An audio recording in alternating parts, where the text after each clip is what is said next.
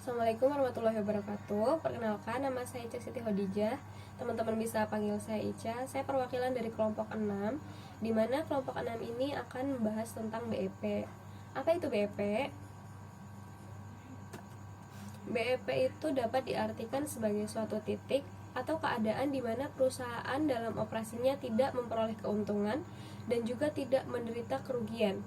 Dengan kata lain, pada keadaan itu, keuntungan atau kerugian sama dengan 0. Break-even point ini digunakan untuk menganalisis proyeksi sejauh mana banyaknya jumlah unit yang diproduksi atau sebanyak apa uang yang harus diterima untuk mendapatkan titik impas atau kembalinya modal. Break-even point ini juga memerlukan komponen perhitungan dasar sebagai berikut. Fixed cost. Apa itu fixed cost? Contohnya adalah biaya tenaga kerja, biaya penyusutan mesin, dan lain sebagainya. Kemudian variable cost.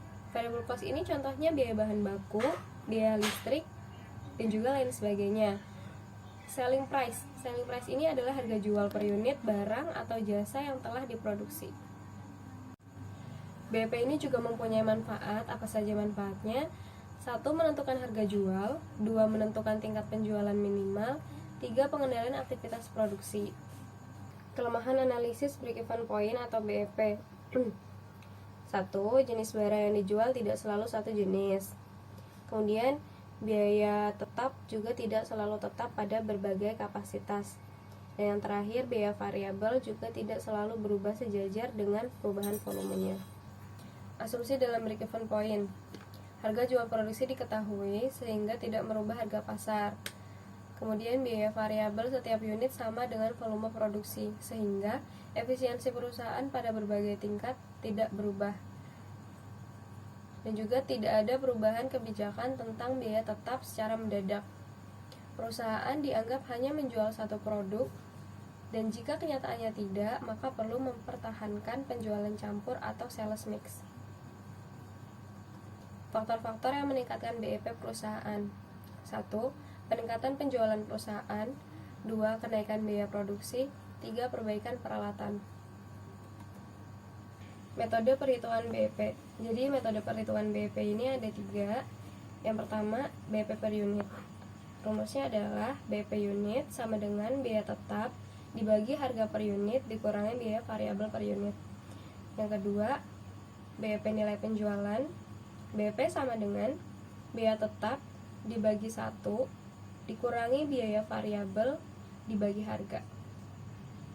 Kemudian yang ketiga, ada BEP dengan satuan mata uang.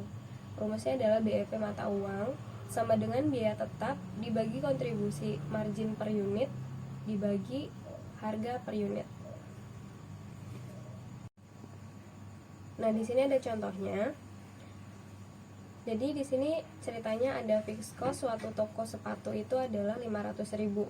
Kemudian variable cost-nya 10.000 per unit dan harga jualnya adalah 20.000 per unit.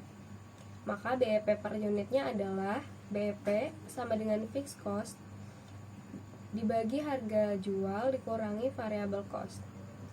500.000 dibagi 20.000 dikurangi 10.000. Jadi BEP-nya adalah 50 unit. Artinya, perusahaan perlu menjual 50 unit sepasang sepatu agar terjadi break-even point pada penjualan unit ke-51, maka toko itu mulai memperoleh keuntungan. Nah, contoh BEP untuk menghitung berapa uang penjualan yang perlu diterima agar terjadi BEP adalah total fixed cost dibagi harga jual per unit dikurangi variable cost dikali harga jual per unit. Dengan menggunakan contoh soal yang sama seperti yang ada di atas yang barusan saya sebutkan, maka uang penjualan yang harus diterima agar terjadi BEP adalah 500.000 dikali 20.000 sama dengan 1 juta. Seperti itu. Sekian video dari kelompok 6. Saya ucapkan terima kasih atas perhatiannya. Assalamualaikum warahmatullahi wabarakatuh.